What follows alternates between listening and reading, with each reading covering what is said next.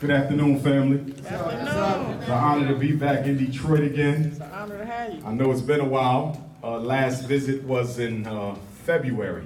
It was. And then the last time we was here at the Truth Bookstore was Kwanzaa. So it's been quite a while. A couple things have happened. Some things have transpired. And what I want to do tonight, family, is 6 o'clock. So what I want to do is from 6 until 7, I want to present. Okay, give you the updates, let you know what's going on, let you know what I'm doing, so you can stay up on the same page with me.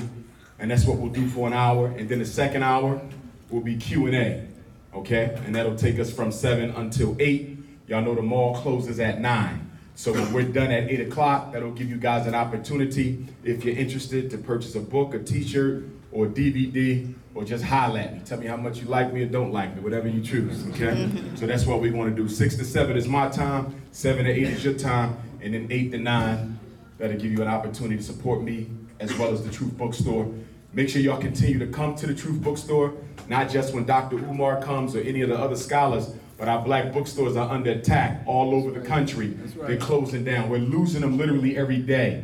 I got an email from a good sister, I don't want to name, but she's about to close her bookstore, which is also a very popular national bookstore. And she asked me if I would be interested in taking it over. So we got to support the black bookstores. Barnes & Nobles is trying to monopolize information. And the only way we're going to stop that is by making sure the Truth Bookstore stays open, as well as all the other bookstores in the country. I'm going to move back and forth because I know we got the pillar there, and I want everybody to be able to see me and to hear me. First things first. In April, I got a phone call from a friend of mine in Virginia. Let me go back. At the end of last year, we had a meeting of the minds in Norfolk, Virginia. Most of you met me at the first meeting of the minds that we had here in Detroit about 2 years ago. It's been a while now. But at the meeting of the minds in Norfolk, I brought up my vision to open up a residential academy for black boys. So in Virginia, we brainstormed different schools that were up for sale or available that would make a good location for the Frederick Douglass and Marcus Garvey RBG International Leadership Academy. One of those schools was the St. Paul's College, which is a historically black college in Lawrenceville, Virginia, that was opened in 1888 by James Solomon Russell, who was a good friend of Booker T. Washington, and he was formerly enslaved himself. So he opened up St. Paul's in 1888 with only about a dozen students, and it grew and it grew and it grew. But as you know, over the past couple years, historically black colleges have been taking significant hits. They're not getting the type of support they used to get from us. The white colleges have stepped up their recruitment and scholarship offerings of African-American children. And because the white schools are being more aggressive in their recruitment of black children, the HBCUs are falling off. In addition to the fact that the white schools are stepping up their aggressive recruitment of black high school graduates, we also have the problem of rich blacks, the celebrities, the bourgeoisie, not supporting historically black colleges. As a result of that, we've seen about a dozen of them close, and about 24 of them are scheduled to close. Morris Brown in Atlanta. Most of us know that one because it was popularized with the hit film Drumline. Well, there is no more Drumline because there is no more Morris Brown. It was sold last month to the city of Atlanta. You know what that means? People who don't look like you are going to change that into a gated community. Okay? Now, Wilberforce in Ohio is in trouble. Central State in Ohio is in trouble. I heard that Southern might be in trouble. Cheney in trouble. Lincoln, some challenges. There's about 24 HBCUs that are scheduled to be closed. St. Paul's came up in our Virginia discussion because St. Paul's closed down June of 2013. They graduated their last class in June of 2013. So at that time, and we definitely don't want to have any sisters standing. If a sister wants a seat, brothers, make sure we accommodate her. I think we're talking about people who is biologically born women now, biological women. You gotta say that these days, you gotta say that. Okay? I did a for sisters only seminar. I forget what city it was. No, this is real. I did a for sisters only seminar, and the sexually confused community attacked the host because the sexually confused brothers wasn't allowed to come to Dr. Umar's for sisters only seminar. I was at Wendy Williams' 50th birthday party in New York last night. And I'm standing there. No, I don't party, and I definitely don't do her. But I was invited because a lot of celebrities came through. And some people thought that if I was there, I might get an opportunity to mingle. I was able to mingle, but I wasn't able to jingle, you feel me? So we didn't get no donations, but that's okay because I met some people who know some people, so we're gonna keep on pulling them strings. But anyway, I'm standing in the party last night. This is Wendy Williams, y'all know her, historic troublemaker. Anyway, and I'm thinking it's a man in front of me, you know, he had his girl by the waist, you know, slow.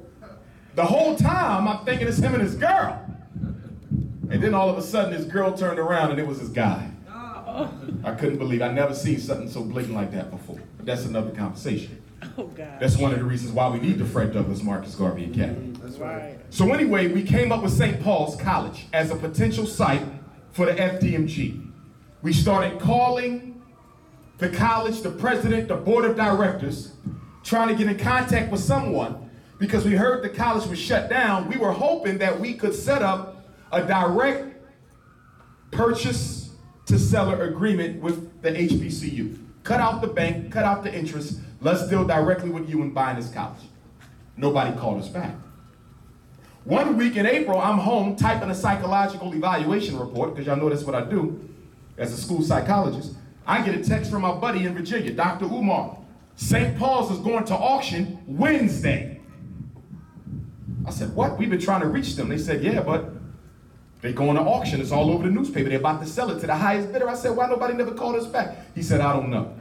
So with no money, not that type of money, I jumped on the internet, jumped on the telephone. I called the white realty company that the black college put in charge of the auction.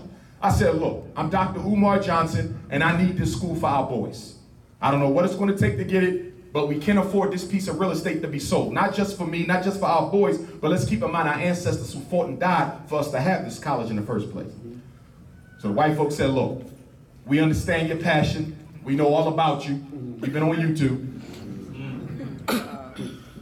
And we respect what you're trying to do. But money talks and everything else walks. So I called the president of the college, who has been very supportive. Let me take the very out. He's been supportive, okay?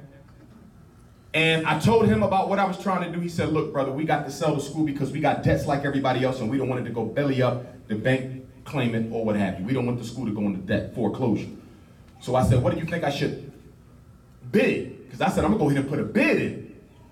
He said, well, we owe about $2 million in debt. So if you want to do a bid, you might want to start around 3, because we want to wipe out the debt, so whoever takes the college after us, start off with a fresh slate. So I said, okay, let me put in a $3 million bid. They got the bid. They said, we received your bid, but you got to put 4% down, which was about $150,000, and they gave me 24 hours to get it. Now, the only way I know to get $150,000 in 24 hours, I got to go talk to the dope boys on the corner. And y'all know Dr. Umar can't get involved in that. FBI waiting for that. So I said, I ain't got that money. They said, well, we're sorry, the auction is tomorrow. This is the April auction, because y'all know they just had another one last week. So anyway, they called me back 2 days later. I was happy to see the realtor's number on my caller ID. I said, yes, this is Dr. Umar Johnson. They said, the property didn't sell. I said, okay. They said, have your lawyer, get in touch with our lawyer, and send us a purchase proposal, and let's see what we can do to help you get to school. So I got with my lawyer in New York, he got with them, we put the proposal together, boom, boom, boom. They said, why don't you come down here and tour the campus? Which is what I wanted to do anyway. So I took the 6-hour ride from Philadelphia to Lawrenceville, Virginia. And just so you know where Lawrenceville is, family, it's 90 miles from Richmond, 90 miles from the North Carolina border. So you ain't talking Northern Virginia, you're talking Southern Virginia. You're literally a deep breath away from North Carolina. It's the south of Virginia. So I took that 6-hour ride, toured the campus. Those of you who have been on the website, drumarjohnsonschool.com, that video that we did that literally on the home the day after I toured. In other words, I went down there, I met with the president of the college, the brother, met with the white folk, we went through all the buildings, I took notes. The building is in good shape, brothers and sisters. But what I like most about St. Paul's, what do I like most? Why this school? Why not anywhere else? I'm gonna tell you why. And then we're gonna talk about how Detroit figures in all of this. St. Paul's is 137 acres. It's small for a college, but big enough for what we need to do. The school is in pretty good working condition. The dormitories are there. They got a brand new state-of-the-art student center. On the video, I'm standing in with the student center to my background. That was just built within the past 10 years by alumni. They got a brand new bowling alley in the inside. It's nice. They have the gymnasium, the cafeteria, 137 acres. They got acres that still haven't been developed yet. I like St. Paul's because it's small enough for us to manage it, but large enough for us to do what we got to do. Are y'all following me? Yes, sir. Now, what I also like about St. Paul's is it's in the middle of nowhere. Lawrenceville is rural. Nothing out there but us and the goats. And that's the way I want it, because with the educational system I'm trying to put forth, we have to detoxify the minds of our children. Before we can put anything else in here, we got to take out what was in. Are y'all following me? Yes, sir. Yes, sir. So I like the setting. Nobody gets to their mind but us. And Lawrenceville is surrounded by an African-American community, which is one of the reasons why I think they haven't sold it yet. Because I think a lot of white folk and universities and potential investors, they have an issue. Number one, it's in the middle of nowhere, which ain't good for business. And number two, it's black folks all around, which is good for us though. Because if we ever had to go to war, we got our homies right there, you feel me? So, that's why I chose it. Not to mention the historical significance of it. The operating expenses are about $40,000 to $60,000 a month, which is a lot for us, but it's cheap when you talk about college expenses.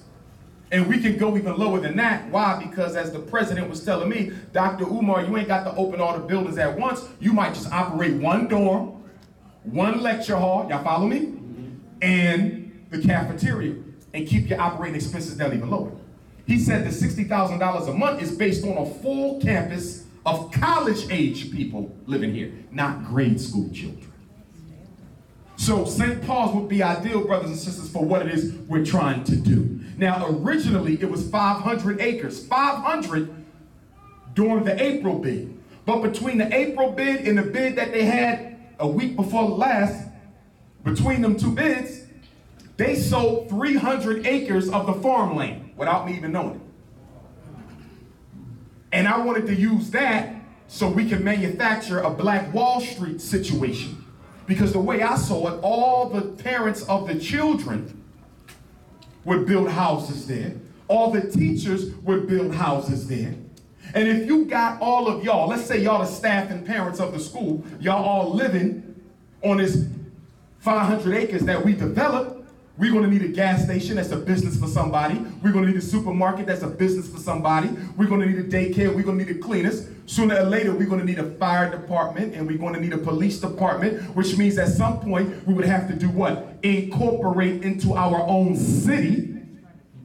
Are y'all following me? Yes, sir. So when we was talking Fred Douglass, Marcus Garvey, I'm not just talking about educating the children, although I think that would be enough. I'm looking long term about how we can use the school as the front for a 21st century Black Wall Street operation. All right. Amen. Now, I see a sister standing in the back, Sister Patrice. Can we get a seat for her, brothers? Right here. All right, we don't want none of the queens standing if they don't have to. Now, let me back up.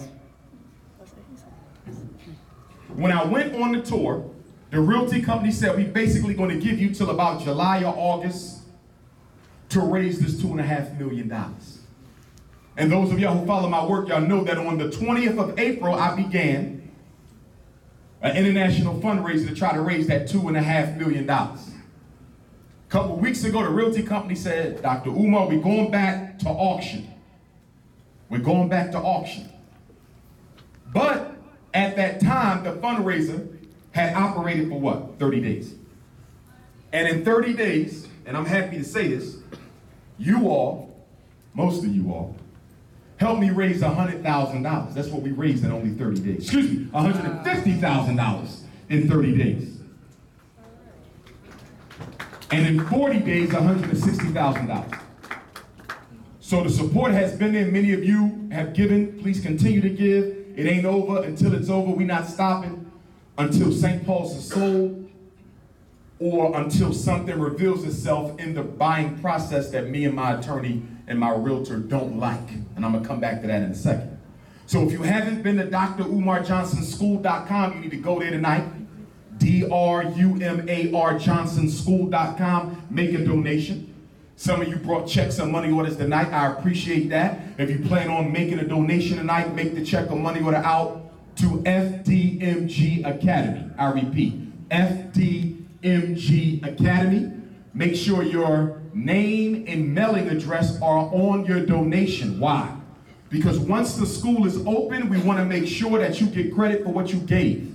Thanks, Bob. And anyone who has donated at least $1,000 as an individual, you will be honored as a financial founding mother or father of the Fred Douglass Marcus Garvey Academy. Might need to. So, make sure you donate. Very important that we do. For those of you who are interested in working at the college, at our school, send me your resumes to fdmgresumes@gmail.com. I repeat, fdmgresumes@gmail.com. Yes, we need math teachers, and yes, we need science teachers, and yes, we need social studies, and yes, we need language arts. But we also need a lot of things, a lot of people that don't require a certification. And by the way, this will not be a charter school or a public school. It will be an independent school, which means the certification is different. I'm investigating Virginia's private school code right now. But in most states, in order to be a private school teacher, you need to have a bachelor's degree, which can be in any field, and you need 18 credits specific to the content area you'll be teaching at the school. So let's say the brothers say, I want to be your history teacher, but my degree is in communications. Well, how many history credits do you have on your transcript? Well, I only got 6 history credits. Okay. Well, then what you want to do is you want to get into Detroit Community College, and you're going to get you 12 other credits, which is, thanks, Bob, which is 4 more classes. So you get your 18 credits. Once he has his 18 credits, even though his degree is in communications, he can be certified as a private school teacher, which does not require a test. Are y'all following me? So being a private school certified teacher is totally different from being a public school certified teacher. I want to make sure y'all understand that, okay? So some of y'all are like, I want to teach, but I ain't got, don't worry about that. You will need a bachelor's in something. Get it online. You will need a bachelor's in something, but for the content area that you will teach at the school, you only need 18 credits in it. That some of y'all saying, well, what if I ain't got a bachelor's and I want to be a part of the school and I don't feel like going back or I can't go back? Well, most of the jobs, most of the career opportunities at the Fred Douglass Marcus Garvey Academy won't require a degree at all. What am I talking about? We're going to have an agricultural science curriculum. We need people who know how to farm. You don't need a degree for that. We're going to have a raw food curriculum where we teach the children how to prepare raw food without no oven, no microwave, no stove. Some of y'all know how to cook it. Send me your resume. You don't need a degree for that. We're going to have a natural hair care academy for the girls. Teach them how to do their hair naturally without no process. You don't need a degree for that. We also going to need security guards for the campus. It's going to be residential. Our children got to be secured. People sending their children to us to get an education, not to get a lynching. So we got to protect those babies. We need secretaries. Some of y'all can type 70, 80, 90 words a minute. Okay? If you good at the secretarial piece, send me your resume. We need social workers. We need nurses. We need building engineers, janitors, painters, bus drivers, non-teaching classroom assistance, which doesn't require a degree at all. You're in the classroom to support the teacher. My point is, if you're serious about what we're trying to do towards educating the next generation of African children, send me your resume to fdmgresumes@gmail.com. I just asked 2 requirements if you're sending me your resume. Number 1, this school is going to be America's first residential school, specifically designed for African boys, based on the principles of revolutionary Pan-African nationalism and African culture. Because that is our premise. If you are sexually confused, don't send me no damn resume, because it ain't that type of party. You got a right to do what you want to do where you live, but you ain't bringing it to my school. And the second requirement is you cannot be married to an alien. If your wife don't look like your mother, keep your resume. And if your husband don't look like your father, keep your resume. I'm serious about them 2 things. This is going to be a nappy by nature academy. It's going to be an unapologetically African school. For those of you who might belong to an ideology or religion other than what I practice, that's fine. But you better be able to keep that to yourself, because we're not giving them Bible and Quran. That's fine. You can do that at home. But at this school, we give them something they ain't got yet, and that's knowledge yourself. Okay? So you can come from any camp. Some of my Moorish brothers, they're going to be working there. Some of my Nawapian brothers going to be there. My guys on earth, my Hebrews. I just got to make sure y'all don't curse nobody out. Okay? They're going to be working there. You know? But you just got to be focused on what the school's mission is, not yours. Because any opportunism will be dismissed. Our flag is red, black, and green. Nothing else. Okay? Also, we're going to be having a curriculum conference, which I'm probably going to do in Detroit in the spring. So we can go ahead and hammer out the curriculum. So for all y'all who do natural hair care, we're going to put y'all together, give us that K-12 curriculum. All of y'all who do the agricultural science, we're going to put y'all together, give us that K-12 agricultural science curriculum. We're going to have a clothing manufacturing program where we teach our young children how to make their own clothing. Our late great master teacher, ancestor, Dr. John Ray Henry Clark said what? A people who aren't worthy, of people who aren't able of making their own underwear aren't worthy of running a nation. So guess what's the first thing your child gonna make at our school? They own damn drawers. Ah, shit. They might be holy, one side might be shorter than the other. He might ain't got no zip slit, but guess what? He gonna have on his own drawers. And your daughter gonna have on her own drawers. And they'll say, that school there, all the kids wear their own drawers. And then we're going to teach them how to make shoes. We're going to teach them how to make clothing. We're going to turn one of the buildings into a hotel, because a lot of our young people are interested in the hotel tourism and restaurant management careers. And you know, black people spend more money on vacations and hoteling than anybody else. So we want to teach our children the art of making that money. Some of y'all trade on the stock market. Send me your resume. We're going to have a financial and economic science curriculum, second to none. 9th grade, they will be able to do their own taxes. 10th grade, they will have mastered the real estate market of Michigan. 11th grade, they own business plan. 12th grade, they done mastered the stock markets, multi-trading, international commerce. Why? My school is being based on the premise that you cannot expect the child to go to college and get what they need in college. We got to give it to them in school. The only thing our children are getting in college is what? Debt to the banks.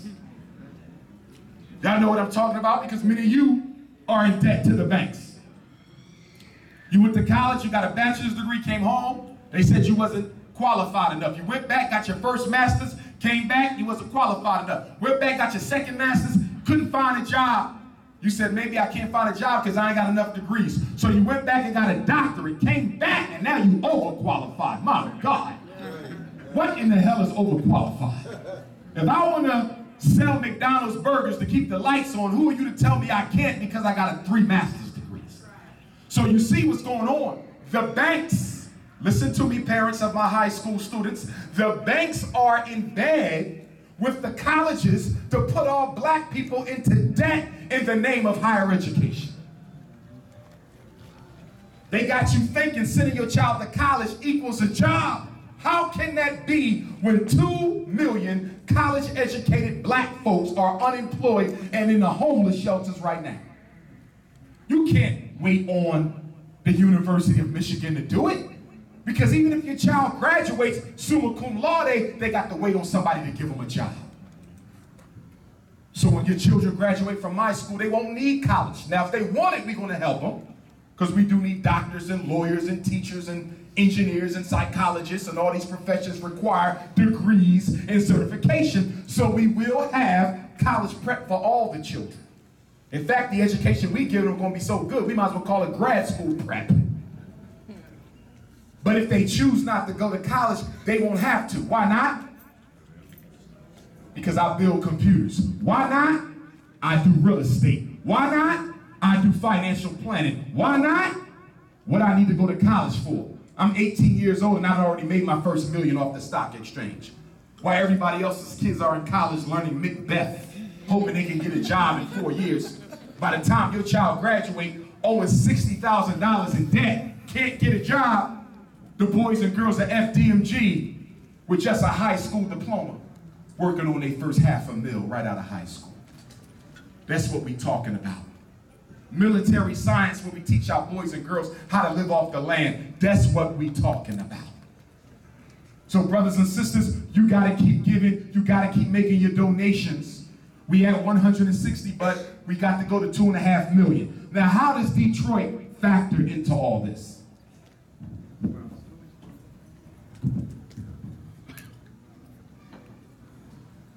Let's say, well, let me back up. Let me tell you where we at right now with St. Paul's. My attorney is trying to convince the realty company for St. Paul's College to provide us with a back title on the property. Y'all know the school goes back to 1888. So that might take some digging to get that original title. But my attorney needs the original title so he can get a title search done to see what type of liens, what type of taxes, what type of holds were put on that campus due to things not being up to par. Are you following me?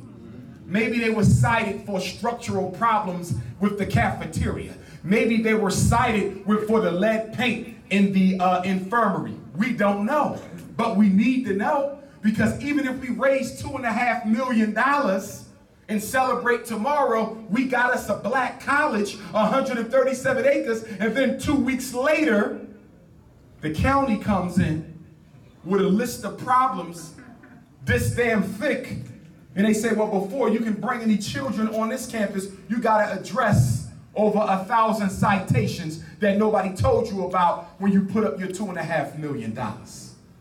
So my lawyer wants to make sure that in my zealousness to buy this college, I'm not being taken advantage of. So we want to get the title, but they don't have to give it to us. My lawyer emailed the realty company yesterday.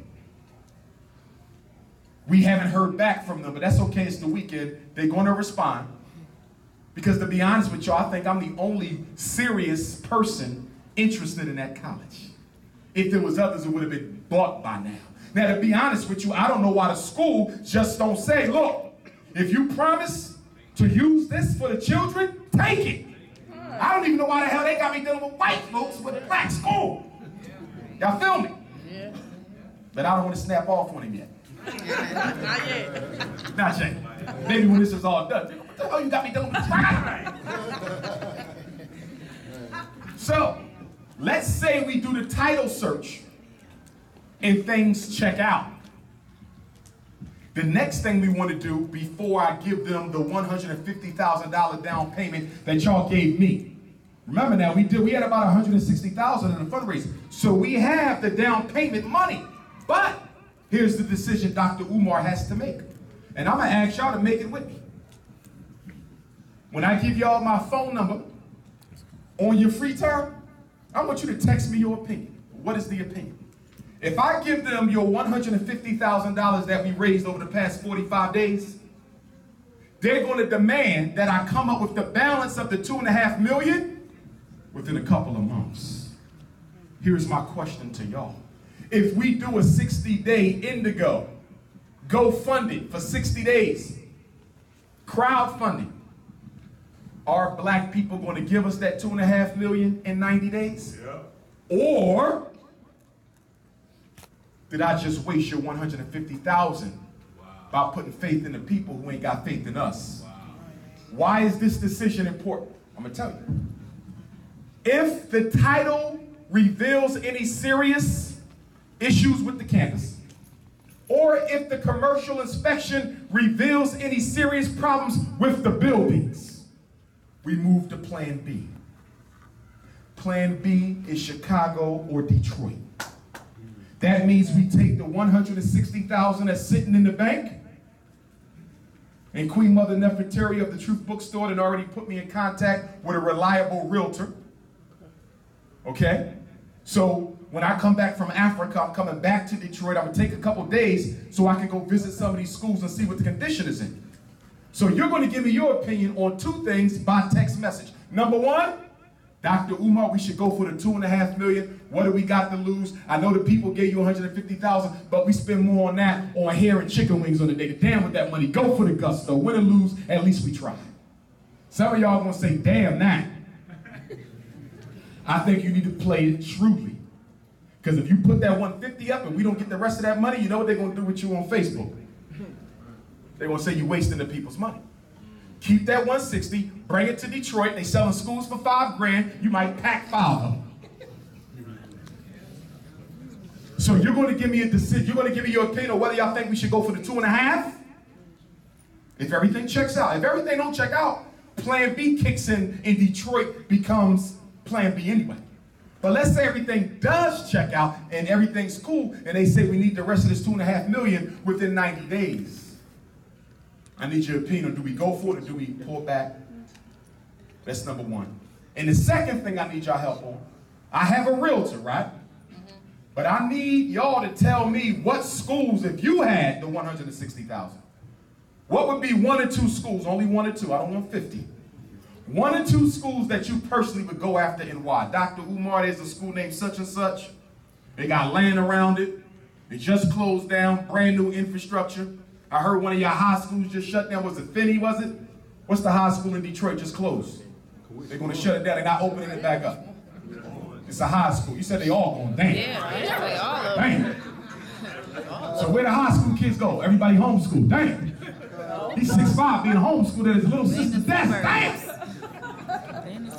Kettering has a big piece of land around it. Okay, well, this is what I want y'all to do. East side. Text it to me. If you know of a school, Dr. Umar, check this one out. I need to know y'all because I don't know Detroit like y'all. And I don't want to buy one school only to find out it was something better on the other side of town, but because y'all didn't help me out, we got jammed up. Y'all following me? Yes, now, I'm sure the realtor going to do a good job, but she might not know all the schools. You might got one right on your block like, yo, this is the diamond in the rough right here, Doc. Now, I don't want the school to be too small. It needs to be able to fit at least 500 students. If it ain't a 500 student school, I ain't even wasting my time. It need to be at least 500. I want one of them big boys. I want one of them high schools that can handle 3,000. That's what I really want. Queen Mother 90 of 90 Cafe told me the other night that somebody bought a college in Detroit for $7,000. Highland Park. She said they bought a whole college for $7,000. If that's the case, we can forget about St. Paul's and just do Detroit. They're giving out colleges for $7,000. You understand? Yes, sir. But my point is, I need y'all to do a little research, a little checking around, because I'm dead serious. And the decision on whether we go with St. Paul or not, don't get me wrong, family, I want St. Paul's. I want it. That's plan 1 for me. But if it don't go through, Detroit and Chicago. I'm in Chicago tomorrow. I didn't plan to come to Detroit for 1 day. I was supposed to have been here for 3 days, but I got invited to the Wendy Williams thing. I couldn't pass up the opportunity to meet a couple of rich folk. And unfortunately, a good sister who does a lot of good work in the community in Chicago, her son was murdered last week. And it's a shame. You know why? Because when I was in Chicago last spring, guess who presented me with a $1,000 check for the school? Yeah. It was that sister. And then I got the call last week that her son was shot coming home from a baby shower. Wasn't bothering nobody. So they called me up and said, Doc, the ancestors put it on our heart to ask you if you could come and be here. They having his celebration of life tomorrow. at the Chicago Department of Inner City Studies. It's not public though. It's only private, and they asked me to come and speak, so I had to give up y'all Saturday for them, but I'm sure y'all don't mind because y'all would want me to do the same thing for y'all. That's right. Okay, so that's where we are, brothers and sisters. Should we go forward and pull back? And if we pull back and look at Detroit and Chicago as a plan B, do you have any schools that you suggest I take a look at before I make my decision? Everybody with me so far? Yes, sir. Some other things. I'm taking my first group trip to West Africa on Tuesday. We're going to Ghana for 2 weeks. Y'all should know this. We talked about this at the last meeting, but I know some of y'all couldn't make it because the last time I was here, we was out at the, what's the name of that community center?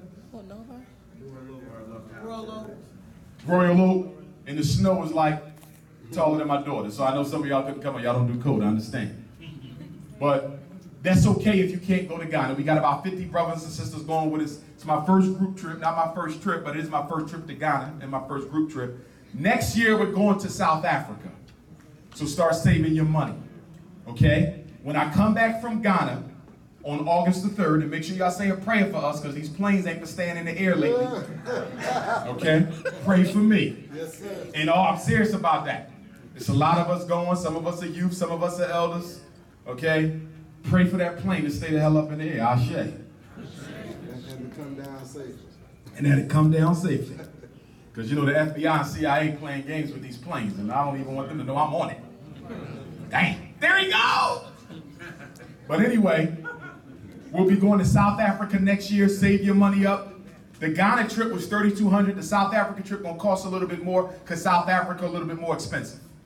So if you say, Dr. Umar, I'm gonna start saving for South Africa, how much you suggest I put to the side? If you can put 5 to the side, I doubt if you'll be using it all, but if you can put 5 to the side, you'll be good. The reason I say you go up, it's better to go up and have some leftover money than go down and you can't go up. Remember that, they play with the gas prices. The gas prices dictate the air flight. Sometimes you go to Africa, it might be $900 on a round trip. But then when they start playing with the terrorist nonsense, the tickets go up to $2,000. And that ain't even dealing with your transportation, your meals, your travel, in and out the hotels, the boat rides, so forth and so on. But in South Africa next year, it's gonna pretty much be the same time, July 22nd to August 3rd. Make sure you block out July, it will definitely be in July. We're gonna go to Nelson Mandela's resting site where he's buried. We're gonna go to his home. We're gonna go to Robben Island in Cape Coast, South Africa, where he was in prison. We also gonna go to Soweto, which is where he's from, Sarafina, the whole 1976 student uprising. They have a museum there. You wanna see that. Then we're gonna go to Durban, which is KwaZulu, that is the kingdom of Zulu. We're gonna take you to Shaka Zulu's museum and Shaka Zulu's gravesite. I've been before. The wooden stone that his 2 half-brothers killed him with, the tree stump, is still there. Some people say it's not the authentic one, but other people say, nah, that's the one he was killed on. It's right there at his grave, and his grave is by the museum. Some of y'all do a little gambling, so we're gonna let y'all do the casino thing. Okay, lose all your money if you want.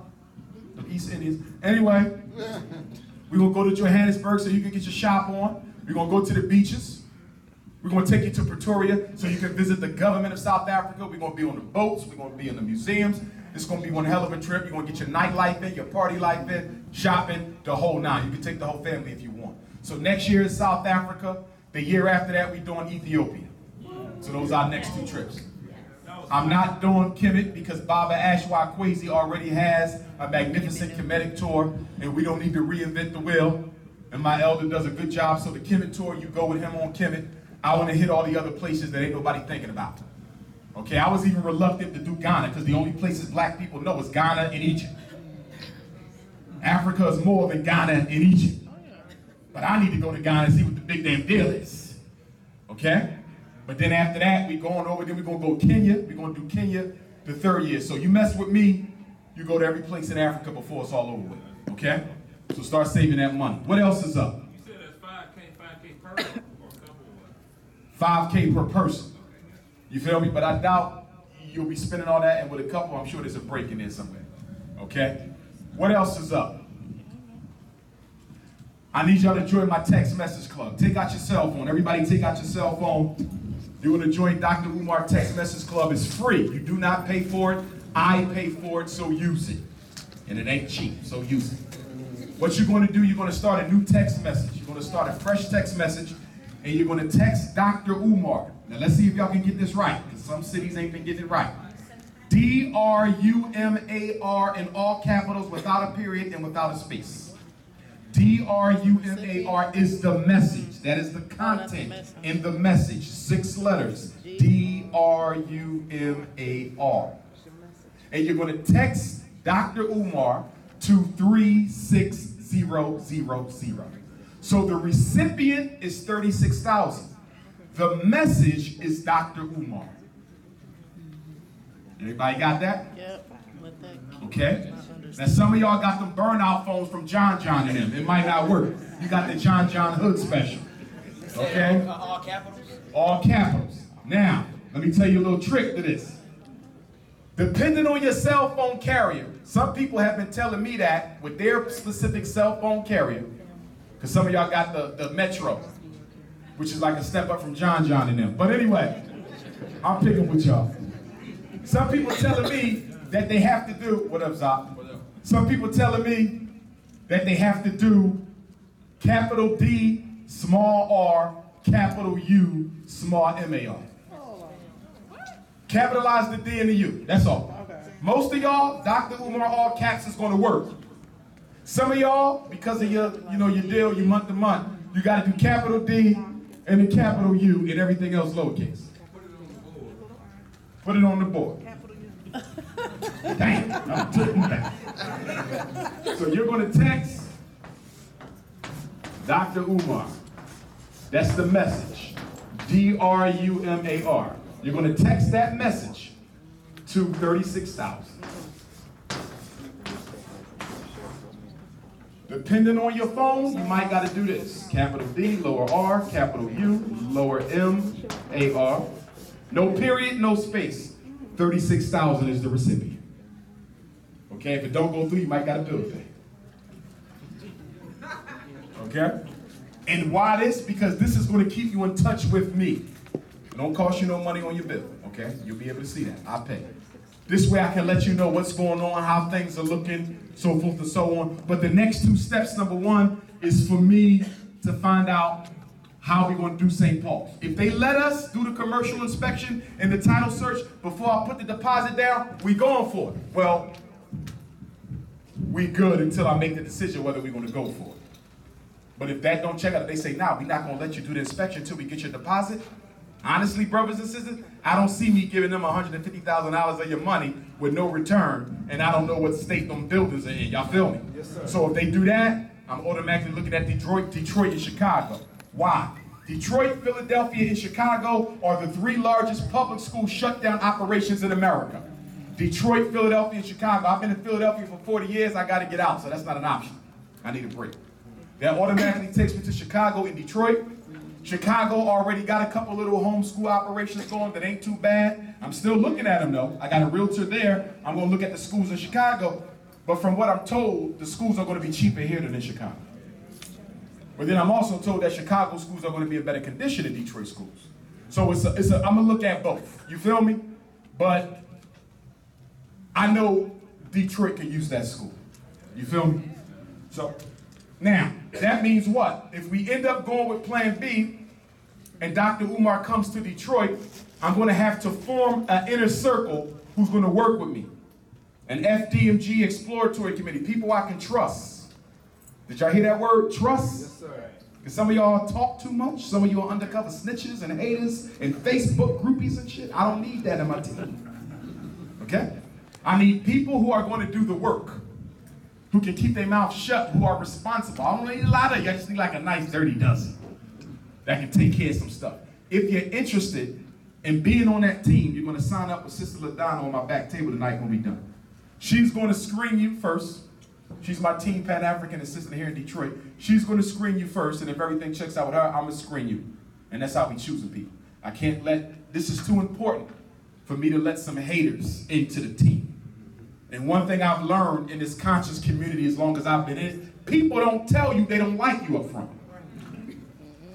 It ain't till I get on Facebook and see that he done said something about me behind my back, but when he was in my face, he had nothing to say. You see? So I know that we not man and woman enough to say, you know what, Dr. Umar, I'm not feeling you, so I'm just going to stay out your project. No. I'm not feeling you, and I'm going to get in your project. Look at that. It wastes my damn time. So we gotta scream, because everybody in here ain't for me. Some of y'all here to just report to other cliques and factions in the conscious community. But you know, tell them I said I'm the shit, and that's just the way it's gonna be. And by the way, there's this thing going around on Facebook about why Dr. Umar won't show his credentials. First of all, I'm gonna give you 2 reasons. First, let me give you the simplest. If you know how to use the internet, my degree, where I got it from, the whole dissertation is online. But why don't you just tell them? Because I got Negroes who have called the Association of School Psychologists. I got Negroes who have called the American Psychological Association. I got Negroes who have called every college I graduated from, complaining about my positions on special ed and ADHD. I had to go to a meeting with the Pennsylvania State Board of Psychology about complaints from Negroes, not white folks. That's why I'm not putting it out there, because I got jealous idiots trying to tear me down as fast as I'm trying to build. So I got to keep my stuff to myself. Okay? That's why. The other thing, that 8 years I spent working on that doctorate from the white folks, the money I put in, the psychological stress I put in, I'll be damned if I'm approved to anybody what the hell I had to work for. I'm not going to do it.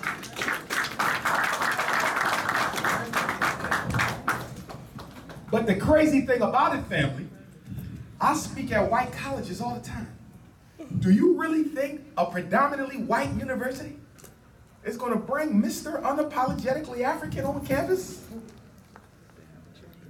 They know where I graduated from before I even show up. Yeah, we looked at your doctoral dissertation last night. How did you get it? Well, there's ways to get it. But I'm not worried about them. I got the work to do.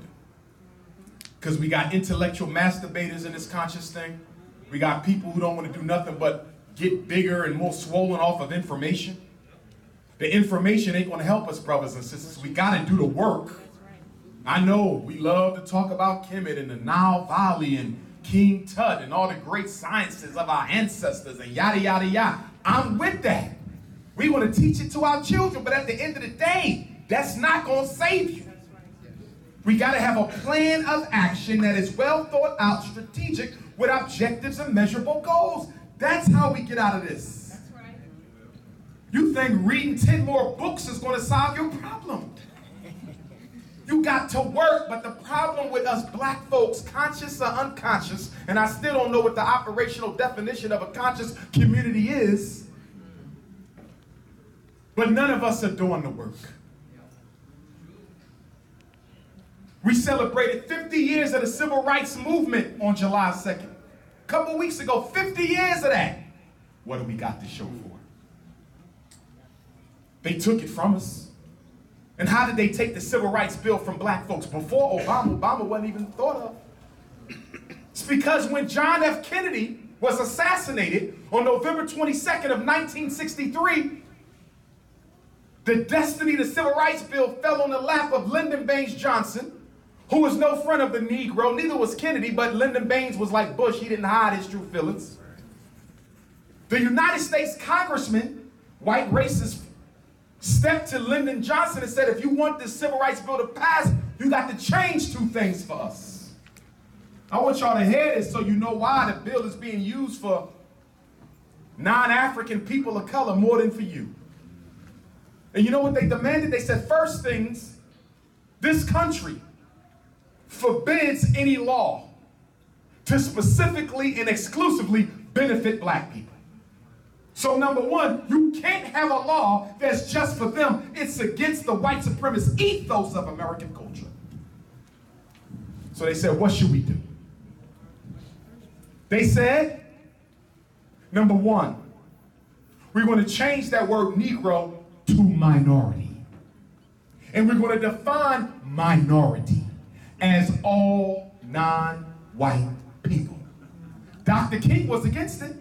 The civil rights movement, SNCC and CORE and SL, Southern Christian Leadership Conference, SCLC, they was against it because they said if you do this, you take from us and give to other people who did not fight in this struggle, who were not the victims of enslavement.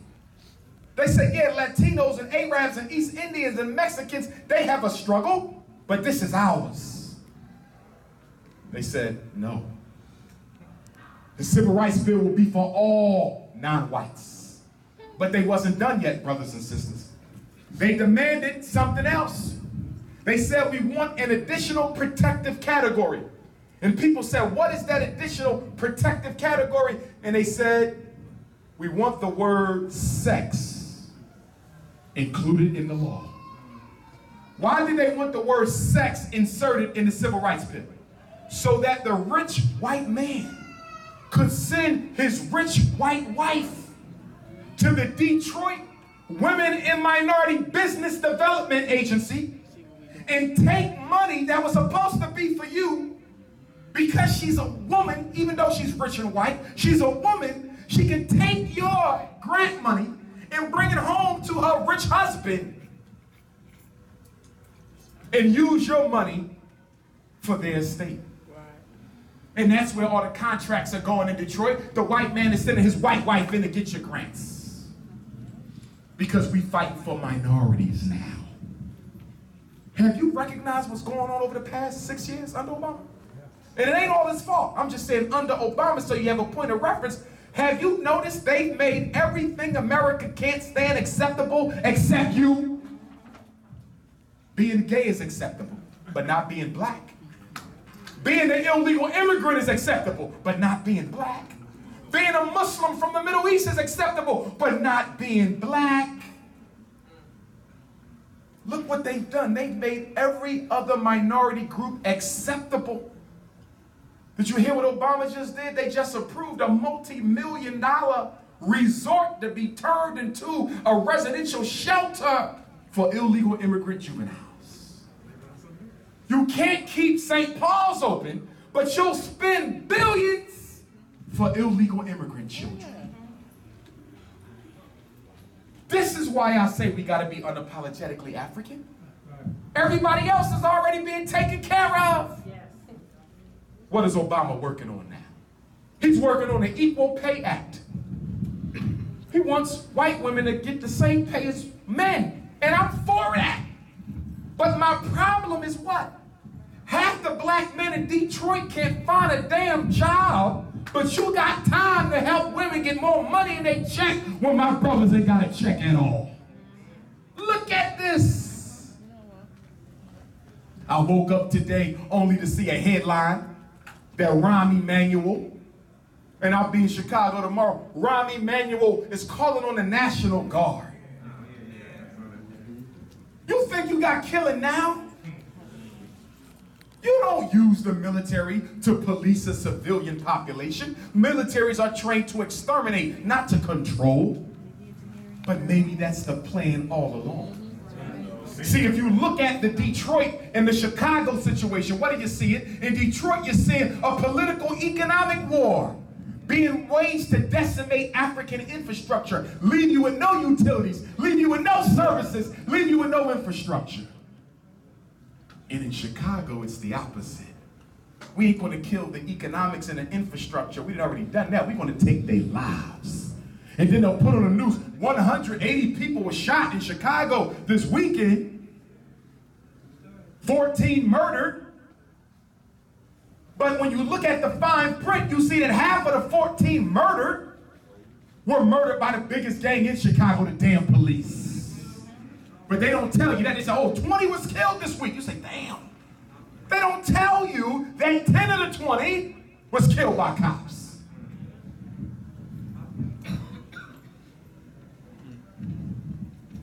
And if I end up in Detroit, I ain't just coming to build no school. I'm coming to build the community back up. I mean, fellas, we gotta take the streets back. We gotta make the streets safe for our women, and we gotta make the streets safe for our children. Same message I'm gonna tell them in Chicago tomorrow. Brothers, you got to check this. The cops can't do it because they started it. There was an article that came out, said in Chicago, the police are leaving guns on the train stop. They said brothers getting on the train in Chicago, and it's just a gun sitting there. Giving them guns to wipe each other. This was on the news.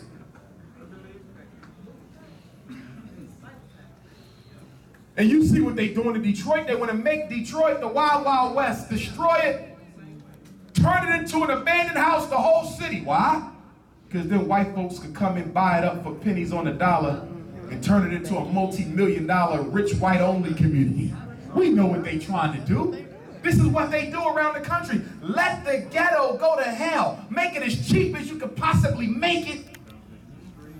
And then once it can't get no cheaper, then it'll be manifest destiny. Every rich white man for himself. And that's why we got to build that Detroit Black Credit Union. We talked about that last time. Some of y'all were supposed to help me on that and you fell through. We got to stop having church. And we got to start doing movement between the meetings. Movement between the meetings. That was Kwanzaa when some of you said, Dr. Umar, we're going to get the paperwork. We're going to go over. I never heard from you again. I don't have time to chase you. You got to realize I'm working with 40 different cities at once. I got New York to worry about, St. Louis to worry about, Norfolk to worry about, Richmond, Baltimore, D.C., Philly. I can't chase you. I need you to do what you got to do. So I'm going to put it out there again tonight.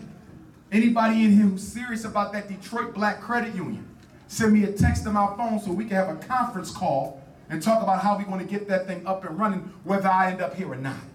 What's my cell number so everybody has it? Let me give you my cell number right now. It is 215-989-9858. I repeat, 215-989-9858. We got the board. I might as well use it. 215-989-9858. That's my cell. Say that again. Ladies, don't be sending me nothing crazy on my pictures. Okay? Because I'm going to get a restraining order on that ass. Send it again. That's right, that's right. That was funny.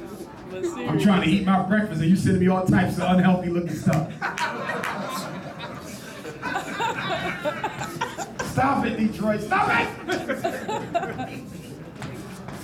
DrUmarJohnsonSchool.com is the one website, and y'all should know my personal website, which is DrUmarJohnson.com. Just cut the school off. That's my personal website, but you're going to make your donation at DrUmarJohnsonSchool.com. If you want to mail in your donation, some people are not comfortable with PayPal and credit card online. I totally understand. You go to either website, and the mailing address is there. Send your check or money order to the school. We're trying to get that money. Even if we don't go with St. Paul's, if it's looking fishy at the end, and we end up in Detroit, we still gonna have to get up to like $2.5 million. Raise your hand if you're a retired educator. You're retired now, you used to be an educator. Okay, you can put your hands down, because one thing I'm gonna do if I end up here, and I'm talking to my retired brothers and sisters, we're gonna have a retired educators conference, because I'm gonna need y'all. Y'all gonna play a pivotal role. I'm gonna need y'all to be the instructional coaches. I'm gonna need y'all to be the department chairs. Okay, I'm gonna really need my retired educators in a real meaningful way if this whole thing pops off. Okay, what else is up? The Shockumentary. Some of y'all volunteered to be interviewed for my documentary, The Shockumentary. You will be getting interviewed soon. In fact, when I go to New York on Monday night, because we fly to Africa Tuesday night, so I'm going to be in New York on Monday night, because getting through that Lincoln Tunnel, I can't afford to miss that flight. I'm the leader of the group. So anyway, I'm going to get the Shockumentary list on Monday. You're going to get a phone call within the next month, letting you know when Dr. Umar will be coming to Detroit to interview you for the Shockumentary. Now, some of y'all saying, what is the Shockumentary? It's a documentary I'm going to use to help make money for the school, talking about the psychoacademic war against black boys, how they use special education, ADHD, Ritalin, Adderall, Concerta, school expulsion, suspension, juvenile detention, and premature extermination as a weapon of mass destruction against black boys. If you have a story that needs to be included, something that happened to you or your son, or you saw it happen to a black boy, you don't have to be a male. Ladies, this includes you too. I even want some white folks for this. I want them to tell the truth. Okay? But if you saw something happen to a young black male, some of my brothers, some of y'all when y'all was young, y'all got some stories, you can tell your own story. I want some mother-son, some father-son, some husband-wife-son stories on how they put your son on drugs and he didn't need it. How they said Raheem was mentally retarded and you found out later Raheem never was. That's what they do. How your son got beat up by the police and he wasn't even guilty. So if you have a testimonial for the shockumentary, text your name, your city, and the word shockumentary to my cell phone. So if I was texting myself, it'll be Dr. Umar, North Philadelphia, shockumentary. Okay? You be Cousin John, East Side Detroit, shockumentary. Okay? But if you have a story, and I don't just need victims, I need educators. If you were teachers, some of my retired educators, if you want to talk on the war against black boys, text me. Some of y'all police, social workers, community activists, some of my brothers in the barbershop. Y'all done heard all kind of stories. You might want to speak about one you heard. Send me that text, because it's going to be a powerful documentary, y'all. We're trying to shake the fabric of America with this one, something that they never seen. That's right. Okay, so we got the shockumentary rolling. South Africa I talked about. Fred Douglass Marcus Garvey Academy I talked about. I don't know if y'all heard. The drug Risperdal been all over the commercials. Have y'all seen it? Yeah. Okay? The drug is making our boys grow breasts. That's right. Y'all saw that, right? Yeah. So for those of y'all who, what is it, hypo, I forget what they call it. It just means big breasts. The child eats the Risperdal for anger, and it causes him to grow breasts. So we got boys growing breasts because you want them to learn about Shakespeare quietly. Okay? Stop putting black boys on drugs. Stop putting black girls on drugs. They don't need drugs. You know what the problem of education is? Real simple. Let's make it real simple. The problem with education, with black boys, and it's not about education. You know what it's about? Effeminization. In other words, black boys are being suffocated with feminine energy 24 hours a day. They have their mother at home, love you to death, mom, but he needs a break from you sometimes. And then they come to school and they got a white racist female all day. Where are the men at? There's no men in there. So if you want to cut suspension, cut ADHD, cut the learning disability, then you give every black boy a black male teacher. That's all you have to do. But the problem is, if you want to give every black boy a black male teacher, you got to lay off a whole lot of white women. And America not going to let that happen. That's the problem. So stop blaming our boys. He is hungry for masculine energy. That's why they hang on the corner all day. That's right. You say, why they be on the corner all day? Not selling drugs, not smoking weed, just standing there. You know why? They feeding off each other's energy. That's right. I'm a man and I need masculine, so I'm going to get with my homies and we just going to chill because I need that in my life. That's right. That's why at FDMG, we're going to give them all the men that they need. But I'm going to make sure I do a thorough psyche eval on you fellas because we can't allow no freaky zeekies up in the academy. One freaky zeekie will destroy the whole school. You're right. I'm gonna have cameras everywhere. I can't have them in the bathroom, but I'm gonna have them as soon as you open the door, but before you get in. Everything will be cameraed on my campus because I can't take the risks. That's right. And it's to protect you too. Because somebody go to their child, you know, I did a research paper when I was working on my doctorate on false memory. Let me tell you about this thing called false memory. The research says that you can give a child a memory of something they never even been through. Did y'all hear that? Yes, sir. That's why when a child claims sex abuse, the first thing you're supposed to do is interview that child in an open-ended way. We don't do that. You know what you do when somebody tell you, somebody touch you something? You go say stupid stuff like, did he touch you here?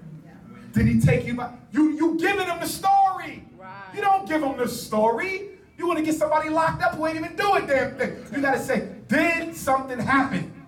What happened? Keep it open. Who was involved? What exactly did they do? Don't give the child questions that they can easily answer with a yes or a no. If you're giving the child questions that they can easily answer with a yes or a no, you are leading them. You are putting a false memory in their mind of something that didn't even exist. And the research says what? A child can be traumatized by a false memory.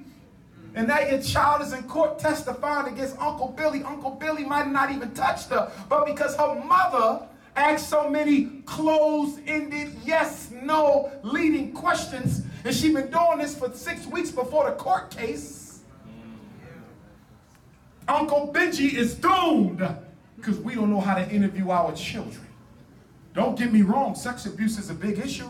Most of the time, them kids ain't lying. Most of the time, they right. But as somebody who works in the prisons, I'm going to tell you, there's brothers in jail who are innocent. There's mothers in jail who are innocent. Real rap. And that's another reason why I want that St. Paul's campus, because we need to have black female retreats. Not with Dr. Umar, but just with the women, so y'all can process your own traumas.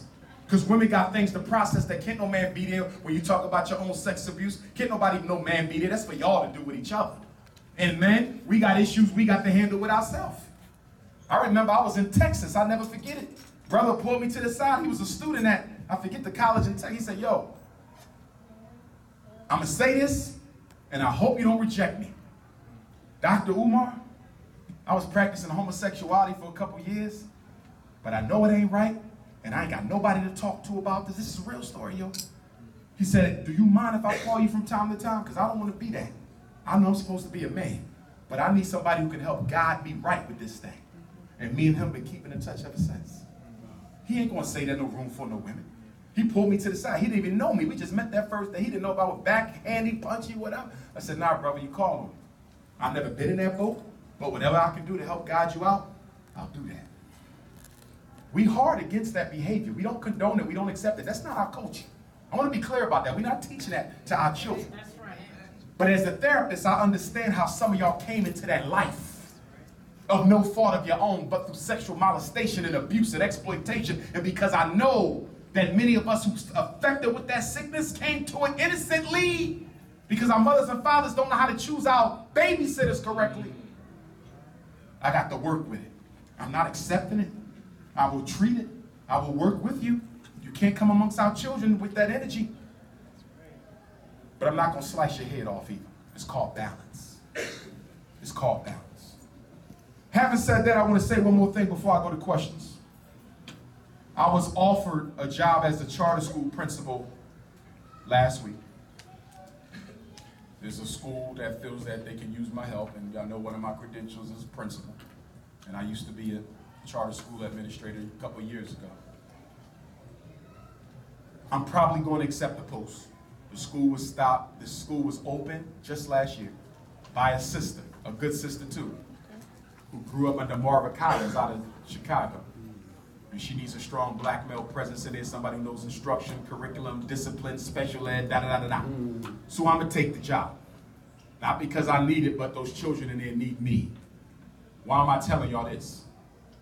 Because some of y'all get your information from Facebook and not the horse's mouth enough. Right.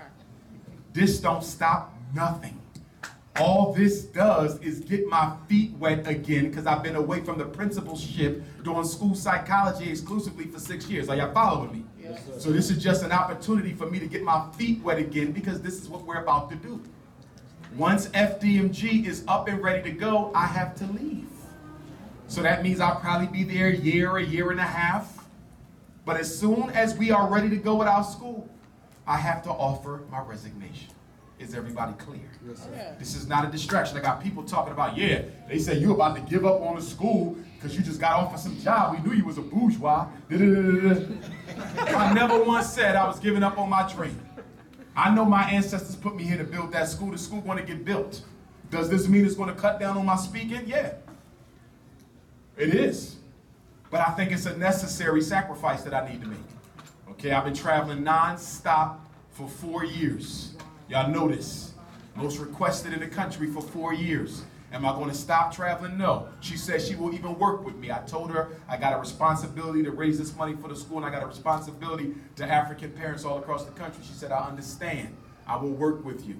So I will still be speaking. You just might not see me in Detroit for the whole week. It might just be for a day or two.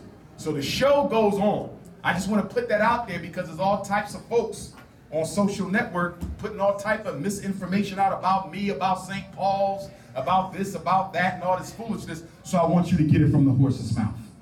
But brothers and sisters, I want to say this and then go to questions. Please keep your faith in our ability to transform our reality at an all-time high. Some of y'all getting hopeless, and I need you to get your backbone back. Don't give up the hope. Please don't give up the hope. We celebrate 50 years of civil rights this year. We celebrate 60 years of school desegregation this year. We celebrate 100 years of Garvey and Garveyism this year. We'll be celebrating that in New York City, August 14th through the 17th. I'll be speaking on Saturday, August the 16th, and then I'll be celebrating 100 years of Garveyism in Fort Lauderdale with the Bobo Shanti Rastafari, and I will also be celebrating it in Washington, D.C. on Sunday, August 10th in D.C. So if you want to be a part of any of the Garvey celebrations, Marcus Garvey's organization turns 100 years old. Not Pan-Africanism. Pan-Africanism was around before Garvey's parents were born. Remember, Marcus Garvey taught us nothing new. Marcus Garvey taught us nothing new. Every cornerstone of the Garvey program was already with us. So what made Garvey great? He was able to give Pan-Africanism a global program and a movement that we never seen. Martin Delaney had ships. Martin Delaney said Africa for the Africans. Garvey just extended it to Africa for the Africans, those at home and those abroad. Garvey wasn't the first who said some of us need to go back to Africa. And by the way, Marcus Garvey never led anything called a Back to Africa program. That was a media invention. I want to be clear. Well, didn't he go back to Africa? No. First of all, Garvey never went to Africa because the white man didn't let him. He never touched foot on African soil. They refused it because they thought it would touch off a revolution. Garvey said only those of us who got something to offer Africa should go back. Not everybody. I don't want a big ship and put all of Detroit on a one-way ticket to Africa with your blunts and cigarettes and white girlfriends and perms and basketball. Could you imagine what would happen in Africa after 30 days if the whole Detroit was suddenly taken back? Yeah. He did. Could you imagine? It'd be a civil war. No, I don't eat with my hands. These people, they primitive.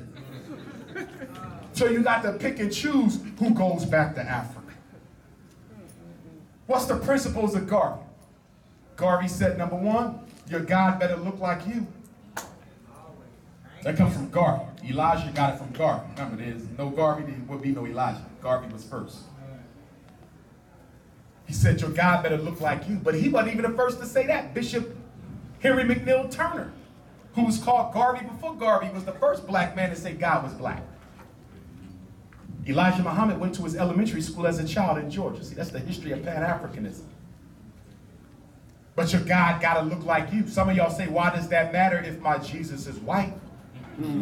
Because if the child grows up and is fed a steady diet of a white Jesus in his mind, if the brain is an associating organism and the brain likes to generalize facts and data, if God is white, the brain will automatically generalize that all white men must be God.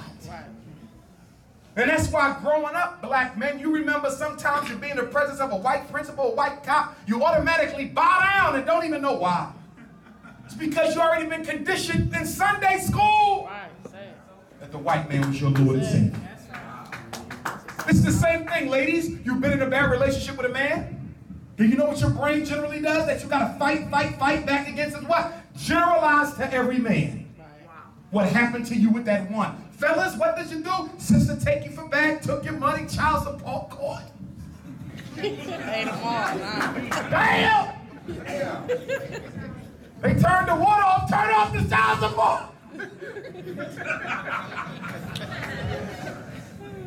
And what does your brain do, black man? It generalizes to all women. They all gonna do this to me just because one woman did it. Because that's what your brain does. It generalizes. And if the brain is going to draw a conclusion about a generality from a specificality, you better make sure the specifics are accurate. You better make sure the specifics are accurate. Shrine of the Black Madonna, that came out of Detroit, did it not? Yes, sir. So I shouldn't see no black person in Detroit with a white Jesus. Right. The movement came out your city for black rights. See? Garvey said we got to identify with being African. Garvey said we got to be proud to be African. Garvey said our international government should be located in Africa. This is what makes us look so fanatical as Pan-Africanists. Why does the Garveyites feel the government of our people got to be in Africa? Why can't it be in South America? Why can't it be in America? Why? Exactly. Why? Why am I going to give up the richest piece of real estate on earth? Because I hate who I am. That's why the Garvey program has been the only program, along with the predecessors of his, that said, we're not settling for those states in America. We want Africa back, because as Africa goes, so goes the rest of us. See, y'all fail to understand something. Jesse Jackson, Al Sharpton, the whole integrationist movement failed to understand you cannot divorce your condition from the condition of Africa. Chinese get respect in Detroit. Chinese get respect in London. Chinese get respect in South Africa. Chinese get respect in Australia. Why? Because China is powerful. And since China is powerful, Chinese are powerful everywhere. The East Indian get respect in New York. The East Indian get respect in Jamaica. The East Indian get respect in West Africa. Why can he go anywhere and get respect? Because East India gets it. How are you going to get respect when your ancestral homeland doesn't get none? That's right. You can't rise higher than your mother. So as Africa go, we go. So in Pan-Africanism, we say we fight two wars, one for Africa and one against white supremacy right here. Don't let nobody tell you the Pan-Africanists, all they care about is Africa. We got problems here and now. Show me a Pan-Africanist who neglected local struggle for international rights. In fact, it was Pan-Africanists who led the fight to end abolition. The idea for a march on Washington, 1963, Dr. King, do you know that idea came from a Garveyite? Most of the stuff that you give the integrationists respect and credit for came out of the mind of Pan-Africanists. We fight at home and we fight for Africa, all at the same time. In conclusion, a new school year is coming up. And y'all know last time I was here, y'all signed up for the Parent Association. For those of you who didn't sign up for the Parent Association, you're going to sign up for it tonight in the back. Sister LaDonna is going to make sure we differentiate between those of y'all who want to be a part of the inner circle for the school versus those who want to be a part of the Parent Association. Because I want to do a parent advocacy training before the school year starts. When does school start back up for the children in Detroit? After Labor Day. What's that, September what? September 7th. So that means we got to do a parent advocacy training before September 7th. Make sure Sister LaDonna has your email so you'll know when Dr. Umar is going to have the training. I'm going to probably do it right here at the Truth Bookstore, why not? Because some of y'all got to be advocates. Whenever a parent needs to go into a school meeting, they should not be by themselves. They need somebody to go with them. Y'all follow me? Why? Because when you go by yourself, what do? They manipulate you. They bully you. They intimidate you. They make you think you don't know what the hell you talk about. Right, mothers? They bring you in there by yourself, and then they bring 15 members of the school team. The principal, vice principal, principal intern, social worker, nurse, counselor, psychologist, reading specialist, math coach, window cleaner, bus driver, bathroom. Right? For one black mom, you got the whole damn staff. Right. Why do they do that? To make you think you don't know your child better than them. That's true. That is so true. And what's the first thing the white woman say?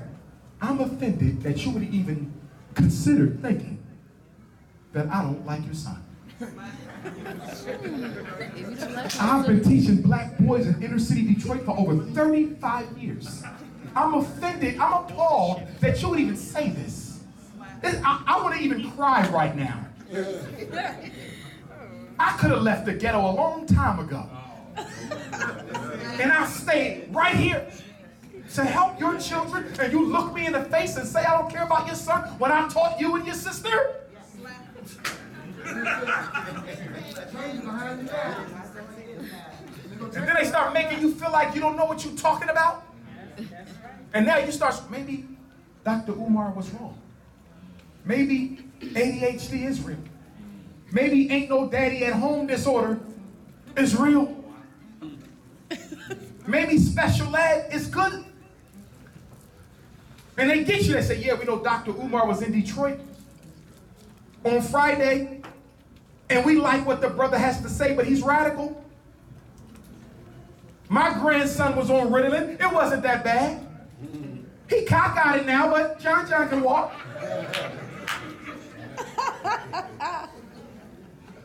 My daughter was on Concerta. It ain't that bad. She slipped and fell in a manhole, but she got out. And then when they got you thinking that you don't know what you're talking about, then they bring Queen Mother Coochie Chocolate in. The meeting was all white, then a black lady came in. Boom! Dashiki insane shea butter. Smelling all Caribbean. She says, oh my God, I remember you. You grew up on my Black History programs. You used to come to my Kwanzaa candle lighting. These white folks is good white folks here in Detroit.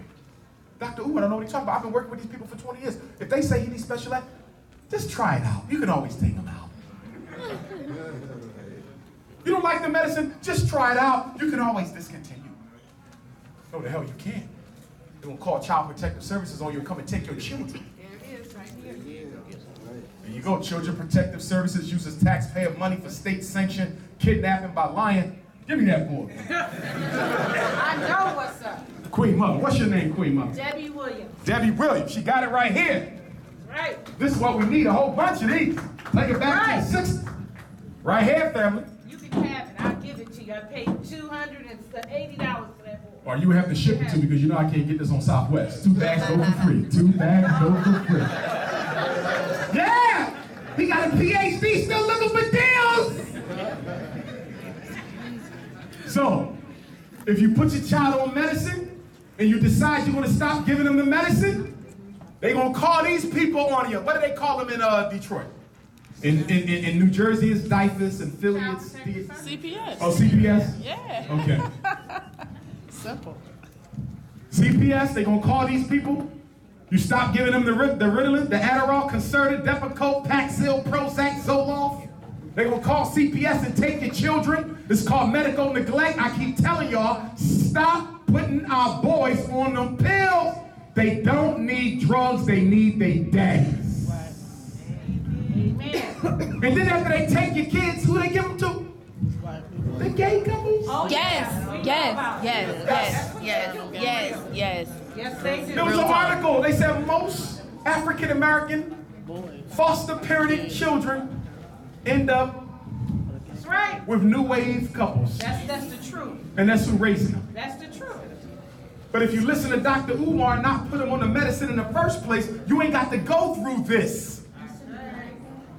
I got a whole chapter in my book on how to deal with behavior without medicine. I'm gonna give you 2 quick principles. And then we're gonna do the quick Q&A because I done went over Holy Ghost. I gotta get back in my principle. That means I can't wear jeans no more. They might make me cut my beard a little low. Jeans on Friday.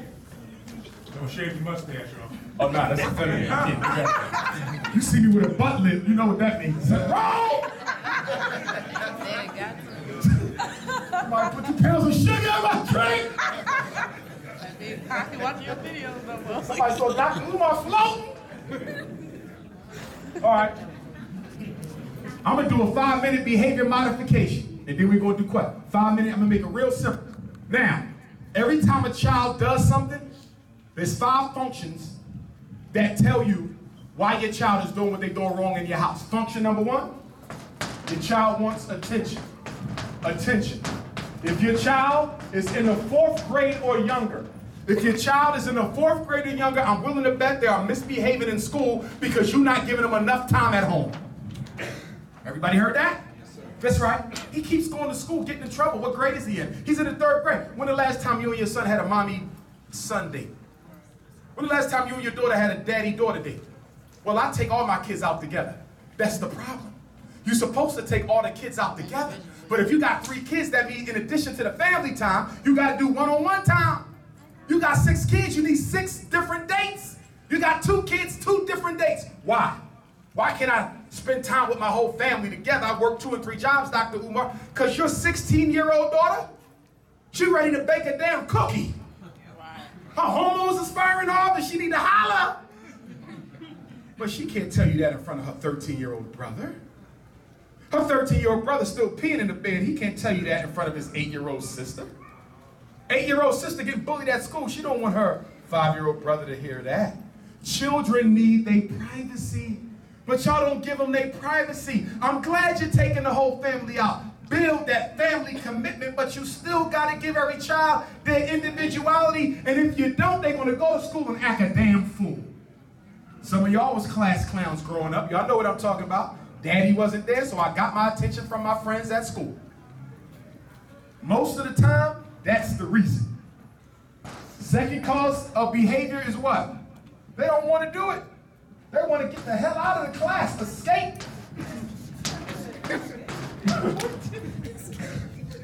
Rikers Island, I want out. Now, this is when your thinking cap go on. If your child is doing what they're doing at home in school because they don't want to do it, then here's my question to you. They don't want to do it. They don't want to do it. What is the consequence you're going to put in place that's going to make them do it because they don't want to suffer that consequence? The whole behavior plan is held together by consequences and rewards. Y'all listening to me, daddies? My fathers, we are real good on consequences, but we don't give out rewards when our children do well. Mamas, y'all real good on rewards, but y'all don't give out no consequences. Now, when you got a mommy and a daddy in the house, it's perfect because mama going to give all the love, daddy going to set the boundaries. But when it ain't no daddy there, now mommy got to wear the pants too. And it ain't fair, mothers. It ain't fair. It ain't fair, but I need y'all to do a better job. Because some of our mothers are raising their sons to be the exact type of man you want your daughter to marry. Ain't that something? I said you raising your son, mother, to be the exact type of man you yourself wouldn't want to marry. You want a man to be responsible, but your son ain't. You want a man who can pay the bill, but your son not. And then sometimes that causes relationship problems because when you meet a real man, not one jealous of your son because he wish he wasn't there, but a real man. And he see your son ain't got no discipline, the first thing a man want to do is what? Discipline the cubs. But then you step in. You know how y'all mothers is with y'all sons. Don't say nothing to him. Just tell me. Just tell you ain't gonna do nothing. He done been smacking you around. Tell you for what? So you can get your ass but tell you for what? And that's that protective nurturance of the mother. But mother, you got to know when enough is enough because some of y'all protecting a boy so much you're crippling them psychologically. That'll be no good to nobody.